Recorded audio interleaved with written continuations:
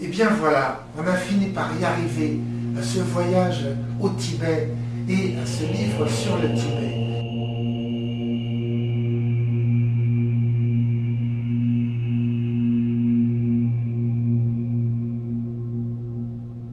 C'est d'abord moi-même, Éric Meyer. Je suis journaliste et écrivain ici à Pékin depuis 23 ans.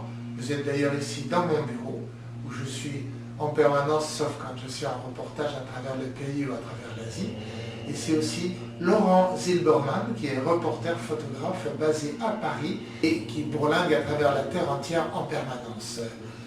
Il y a 20 ans, plus, à Taïwan, nous nous étions rencontrés et nous avions ensemble le rêve de nous rendre au Tibet, au pays des neiges, pour y faire un reportage, pour nous y promener, regarder, observer, rencontrer les gens, faire des photos merveilleuses, faire un beau texte et en faire un livre.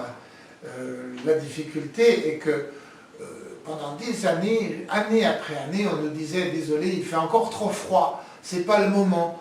On nous refusait le visa par tous les prétextes possibles.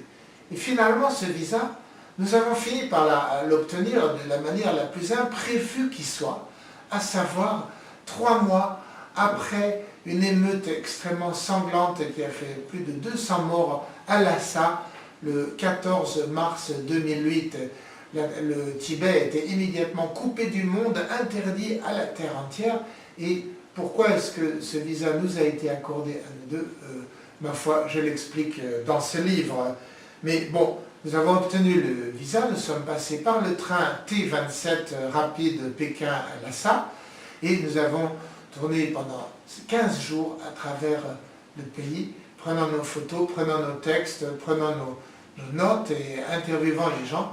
Nous étions sous contrôle total, presque toujours suivis, presque toujours accompagnés. On nous empêchait même de parler aux gens, aux prêtres, aux moines. On nous disait « vous ne pouvez pas vous arrêter là », etc. C'était un des reportages les plus difficiles de notre vie.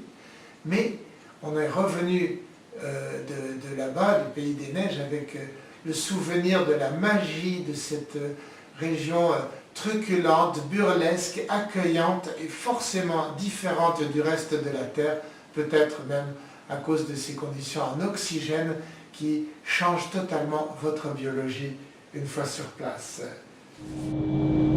Oui, ici donc c'est Nachu qui est le chef-lieu de la préfecture de Nachu.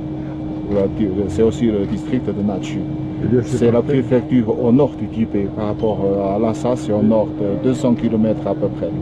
Bravo. Itina.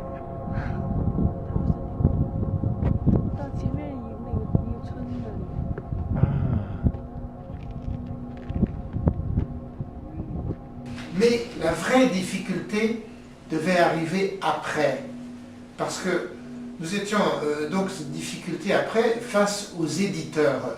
Nous étions tout à fait d'accord et même volontaires pour témoigner de l'occupation policière lourde et dure, de l'oppression autoritaire visible et de la tension des gens ayant peur de perdre leur culture. Parfois, nous avons assisté à des cas de racisme dans les deux sens d'ailleurs, des Tibétains envers les Chinois Han et vice-versa. Mais la difficulté est que nous ne voulions pas faire de la Chine un espèce d'ennemi de bande dessinée, un espèce d'antéchrist à la George Bush. Le témoignage, c'était aussi de présenter ces routes neuves, ces canaux d'irrigation, cet éclairage à énergie solaire. C'était aussi le programme de prêt immobilier aux habitants des deux bords pour se faire des maisons à l'ancienne. C'était aussi les hôpitaux nouveaux et c'était aussi enfin ces universités bilingues et les emplois créés un peu partout. C'était le travail de fond financé par Pékin, il faut le dire, pour équiper le pays des neiges, pour l'arracher à ces millénaires de Moyen-Âge et pour le lancer de force dans le siècle sans pour autant lui faire perdre son merveilleux ciel. C'était aussi parler des petites gens, des festivals auxquels on a assisté, des boîtes de nuit où les jeunes des deux bords se fréquentent en blue jean pour danser sur des airs de hip-hop américain.